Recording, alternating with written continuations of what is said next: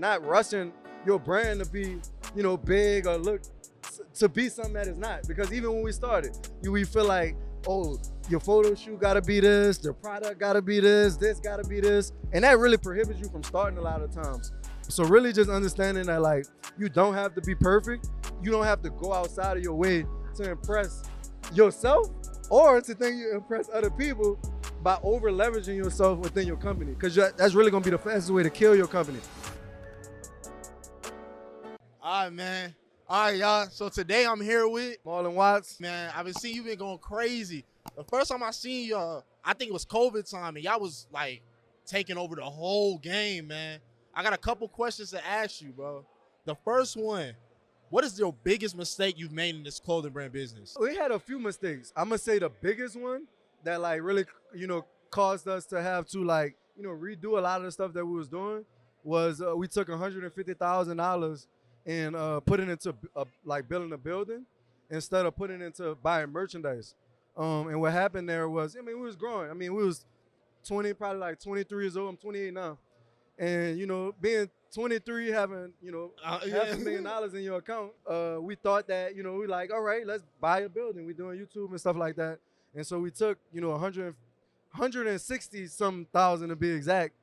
And we got building plans for a building that we still don't have to this day.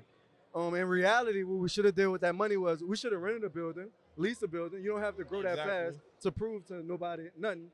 And we could have used all that money and continued to double and triple down on buying merch. We could have took 150, turned into 300, turned 300 into 6, and then went back and did that same thing. So it's like really like not rushing your brand to be, big or look to be something that is not. Because even when we started, we feel like, oh, your photo shoot gotta be this, the product gotta be this gotta be this. And that really prohibits you from starting a lot of times. Exactly. So really just understanding that like, you don't have to be perfect and you don't have to like you don't have to go outside of your way to impress yourself or to think you impress other people by over leveraging yourself within your company. Because that's really gonna be the fastest way to kill your company. I'll give you a real example. For a smaller brand, what happens? Let's just say your brand make $10,000.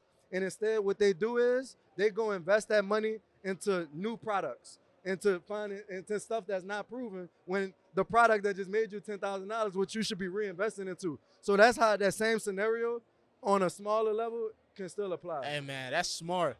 And I like that you said that, reinvesting the money you already made into the product, your winning product. People like to limit themselves. They do that one drop on that winning product, then you don't ever see it again. And I never understood that.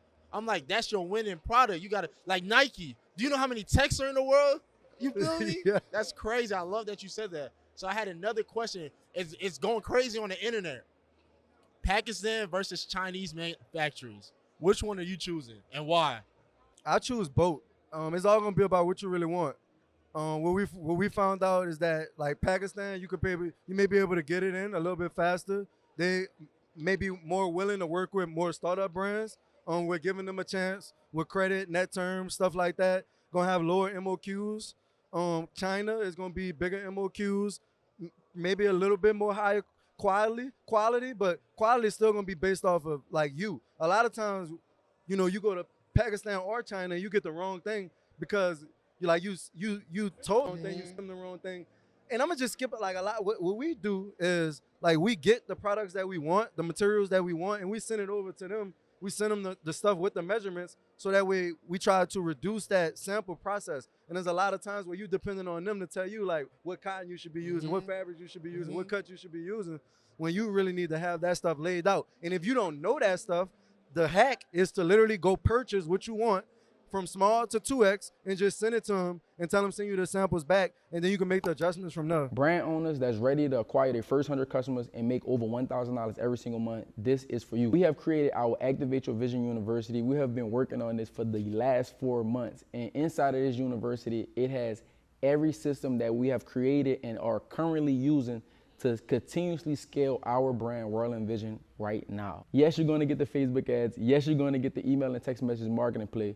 But ultimately, I want you to join our network of brand owners for only $7 for 7 days. Now, at the end of these 7 days, let me go ahead on and break the news to you. We will not charge your card like other most subscription-based programs. All right, we will allow you to experience and enjoy these 7 days without having you thinking on the 8th day, oh, I'm about to get charged. No, this is not that.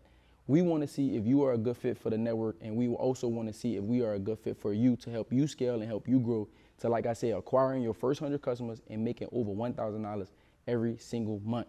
Click the link somewhere on the screen, get access for only $7. Every brand owner, every clothing brand, we can help you scale. Let's get it. And both China and Pakistan good.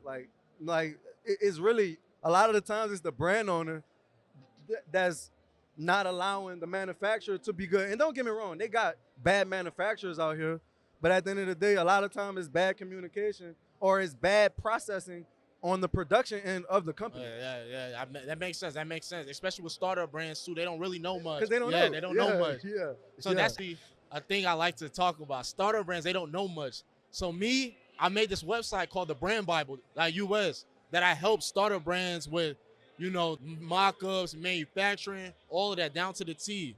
So what I just started doing on the Brand Bible is selling my own blanks. I have one right here. I would ask if you could touch it, feel it, test it out. Is that something that you would use if you were to buy blanks in state? Nah, hell yeah. I mean, this high quality. You could tell that, you've been around, you know what you're doing. I like the neck. Definitely high neck. People like the way they chains now. So you definitely gotta have that high neck so that the chain could come, under the. Yeah.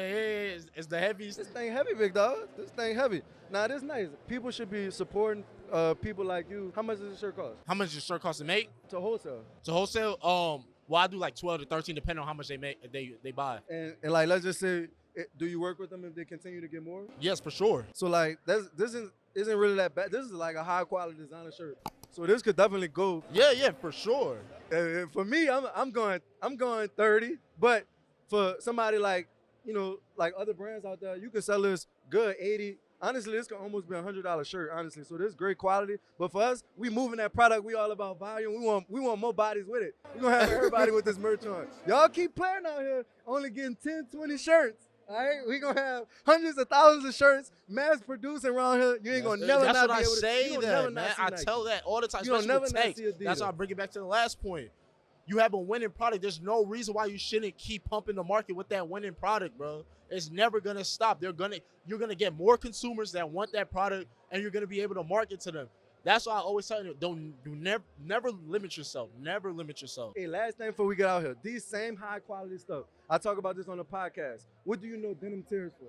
Levi's. No, denim tears. Yeah, the cotton. The what's it called? Right. That's they still. Oh yeah, just the cotton stuff. I don't know if they do anything else. That's it. They putting that on everything. So don't be so in a rush. They putting that on high quality stuff, jeans, everything. So literally find that winning product, go crazy, get quality blanks like this. Appreciate you, man. And turn up, man. Marlon Watts, and we out.